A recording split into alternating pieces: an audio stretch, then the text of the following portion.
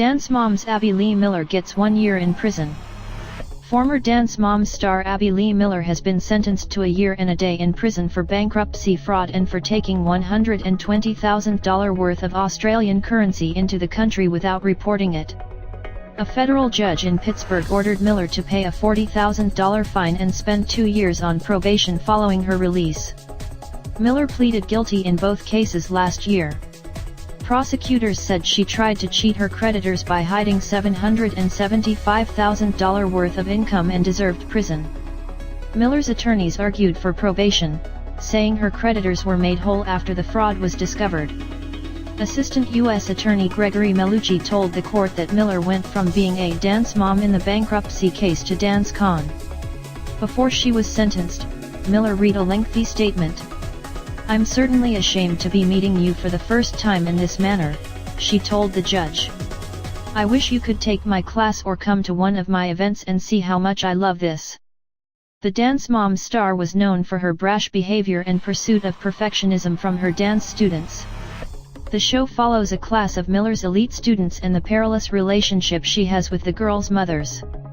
Critics of Dance Moms accuse Miller of being emotionally abusive toward the girls, and many episodes show her students dissolving into tears after a harsh critique. Miller announced in March that she was leaving the show. She said her father had perfect credit, and when she took over his dance business and ran into debt, she intended to pay everybody back, but it became more complicated than she thought. "I didn't realize when you apply for bankruptcy it's like signing up for more homework," she said. While apologizing, she said the way she handled her money wasn't an attempt to deceive anyone but just a way to keep her business running. Prosecutors said Miller repeatedly hid her true income and contracts for future income from her TV shows until her channel-surfing bankruptcy judge saw her on TV and concluded she must be making far more than the $8,899 in monthly income she initially declared.